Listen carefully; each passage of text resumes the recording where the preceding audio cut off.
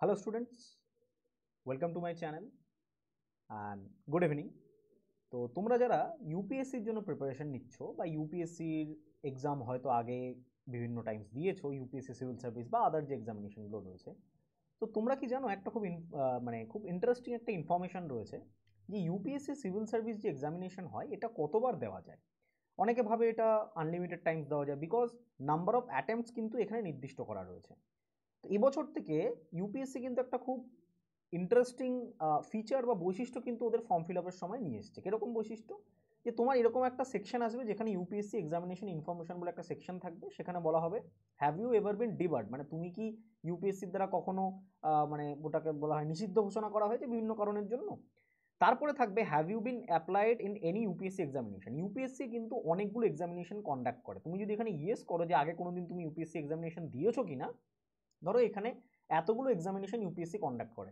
Central armed police force assistant commandant, CAPF AC বলা হয়, civil service main, civil service prelims, combined defence service 1, combined defence service 2, CDS যেটা বছরে দুবার করে হয়, combined geo scientist main examination, geo scientist preliminary, combined medical service, combined section officer grade B service, engineering service main, engineering service prelims, Indian economic service, Indian forest service mains, Indian statistical service, national defence academy বা NDA দুবার করে হয়, NDA 1 এবং NDA 2।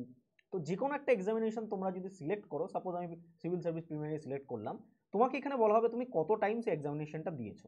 ঠিক আছে, কত Times এক্সামিনেশনটা দিয়েছো এটা কিন্তু তোমাকে এখানে বলা হবে বা এখানে কিন্তু তোমাকে জানতে চাওয়া হবে। How many times you have been appear. তো এখানে দেখো লিস্টে 15 অবধি দেওয়া আছে। তো জেনারেলি এখানে যে লিমিটেড যে লিস্ট অফ নাম্বার থাকে, অর্থাৎ কোন ক্যাটাগরি স্টুডেন্ট কতবার দিতে পারবে, ইউআর ক্যাটাগরি স্টুডেন্ট বা জেনারেল ক্যাটাগরি স্টুডেন্টরা 6বার দিতে পারে। ঠিক আছে, ওবিসি ক্যাটাগরি স্টুডেন্টরা ইউপিএসসির সিভিল সার্ভিস এক্সামিনেশন 9বার দিতে পারে, এবং এসসি এসটি ক্যাটাগরির ক্যান্ডিডেটরা তারা কিন্তু unlimited time till their age অবধি তারা দিতে পারে। তো জেনারেলি তাদের 37 অবধি তারা দিতে পারে। তো 21 থেকে যদি 37 অবধি ধরা হয়, তারা ম্যাক্সিমাম 15টা মতো অ্যাটেম্প বা 16টা মতো কিছু কিছু ক্ষেত্রে কিন্তু পেতে পারে। এবার এর বাইরে পিডাব্লিউডি, ডিসেবিলিটি বা এক্স আর্মি, এগুলো আরও তারা বেশি অ্যাটেম্প কিন্তু করতে পারে ইউপিএসসি সিভিল সার্ভিস প্রিলিমসে। তো ইউপিএসসি সিভিল সার্ভিস প্রিলিমসের অ্যাটেম্প কীভাবে কাউন্ট করা হয়? জেনারেলি তুমি যদি ইউপিএসসি সিভিল সার্ভিস এক্সামিনেশনে ফর্ম ফিল আপ করো, তাহলে কিন্তু অ্যাটেম্প কাউন্ট করা হবে না।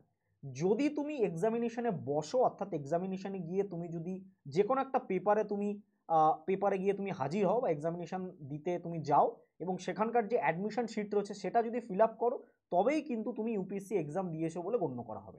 এবং এবছর থেকে কিন্তু ইউপিএসসি অনেক বেশি স্বচ্ছ হয়ে গেছে, অনেক ডিটেল কিন্তু স্টুডেন্টের কাছ থেকে তারা নিচ্ছে। যেরকম তুমি ধরো দুবার ইউপিএসসি এক্সামিনেশন দিয়েছো, কোন ইয়ারে দিয়েছো এবং তোমার রোল নাম্বার কী ছিল মনে না থাকলেও কিন্তু তোমাকে এটা সামহাও ফাইন্ড আউট করে লিখতে হবে। যদি এটা পরবর্তীকালে ভুল ধরা পড়ে যে প্রিভিয়াসলি তুমি 3বার দিয়েছো অথচ লিখেছো তুমি 1বার, তাহলে কিন্তু তোমাকে ইউপিএসসি নিষিদ্ধ ঘোষণা করবে।